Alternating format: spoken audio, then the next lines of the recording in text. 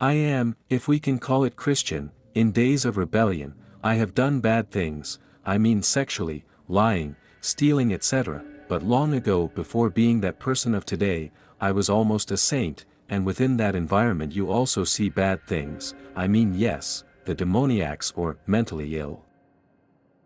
It turns out that on one occasion when there was a meeting, one of the sisters of the church took a lady who, according to her words, no longer knew what to do with her rebellious son, and she had nothing left and accepted the invitation of the sister.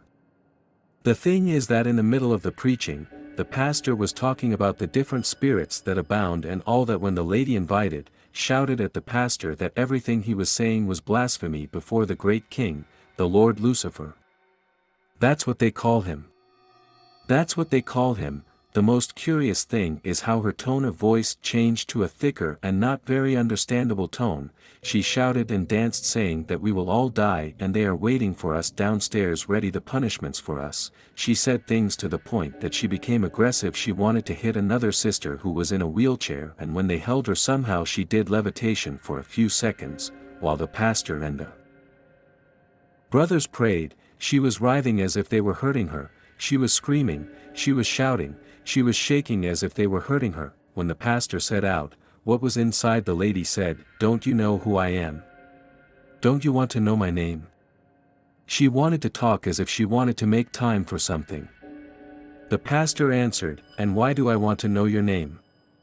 What I want is for you to leave this soul and body alone, so go away."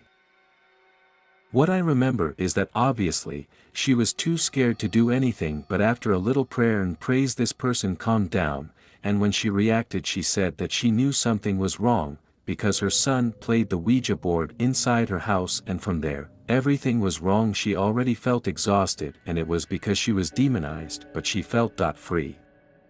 As before her son did that. What do you think? Have you seen anything in the churches?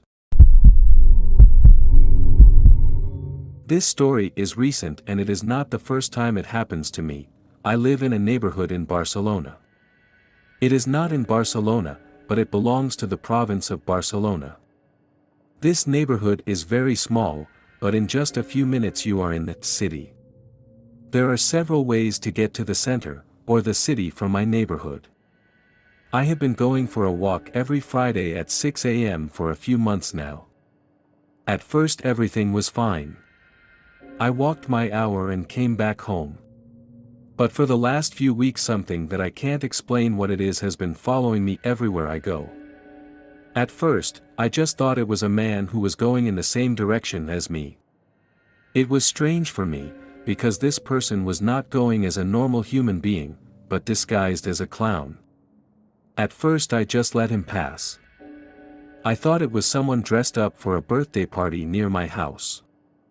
But it all got worse. On Friday, after what happened, I went for a walk again, and when I turned the corner I found the same clown, exactly the same, dressed with a balloon in his hand. It seemed strange to me, but I let it be and walked past him.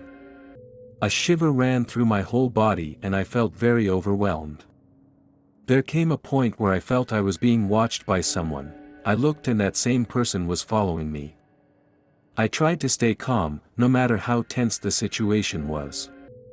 I decided to change the route I always took for fear that this being would do something to me, and I went into a place where people always passed by, whatever time it was.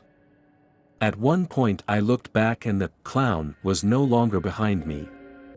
When I was about to get to my house, in an alley where no one passes by, that person was waiting for me, standing there without moving.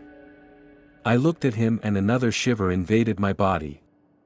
I decided to turn back so as not to give him my location. I had a feeling he was not very friendly. When I returned home, I looked through the window, and there he was, standing still and staring into my room. One day when I came home to find him standing still, I decided to gather my strength and say to him, "What do you suppose he wants?" That figure in a clown suit just bent his head and waved his hand at me. I went home in fear and he was still there, still and unmoving. Just staring at the window where I live, waiting for something I don't know what it is. I have mentioned this to people close to me, but they look at me with a silly face and think it could be my imagination for not resting well. But do I have to be so bad to imagine a clown that is very close to reality? Just now, I went out again and heard nothing more of that strange figure following me. But since then, I am uncomfortable walking alone, morning, noon or night. The sound of my name whispered in the dark woke me up, but no one else was home. Last night, I woke with a start. A shiver ran down my spine as I heard my name being whispered in the darkness of my room. It was a soft voice, almost imperceptible, but unmistakably my name. I sat up in bed, my heart pounding a mile a minute. My eyes strained to adjust to the gloom, searching for the source of the sound. But there was no one there. The room was empty, silent, except for the ticking of the clock on the wall. I tried to convince myself that it had been a dream, a hallucination brought on by fatigue. But the uneasy feeling persisted. I got out of bed and checked every corner of the house, every closet, every shadow. I found nothing. I went back to bed, but the dream was gone. I lay awake, listening intently, waiting for the whisper to return. And it did. This time, the voice was clearer, closer. It came from the closet. I jumped up and flung open the door, expecting to find someone hiding in there. But the closet was empty. I closed the door and stepped back, trembling with fear.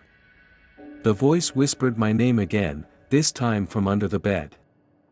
I knelt down and looked underneath, but there was nothing but dust and shadows. Now I'm sitting in the living room, with all the lights on, writing this. The sun is about to come up, but the terror won't leave me. I don't know what to do. Am I going crazy, or is there something else in this house with me? I need help. Has anyone experienced something similar? What can I do to stop this? When I was a child, I lived in an old house on the outskirts of a small town. One night, while everyone in the house was fast asleep, I began to hear whispers and murmurs coming from the walls. At first I thought it was my imagination, but the whispers became clearer and more persistent. On certain nights, when the moon shone faintly through my window, I would see shadows moving in the corner of my room, without form or definite face. I felt a cold and disturbing presence around me, as if something was watching me in the dark. As the days passed, the whispers turned into haunting voices calling my name in the darkness. Terrified, I would try to cover my ears and hide under the covers, but the voices persisted, filling my dreams with paralyzing fear. My parents thought they were children's nightmares, but to me it was real. Finally, one day, they decided to call an old man in town who knew stories about the house and its dark past. The old man told them about a tragedy that had happened in that house many years ago, and how the tormented souls of the former inhabitants still roamed its halls. From that day on, they decided to do a spiritual cleansing in the house, and the voices and shadows slowly disappeared. However, the memory of that experience never completely faded from my mind, leaving me with a shiver every time I think of that old house and its unsolved mysteries.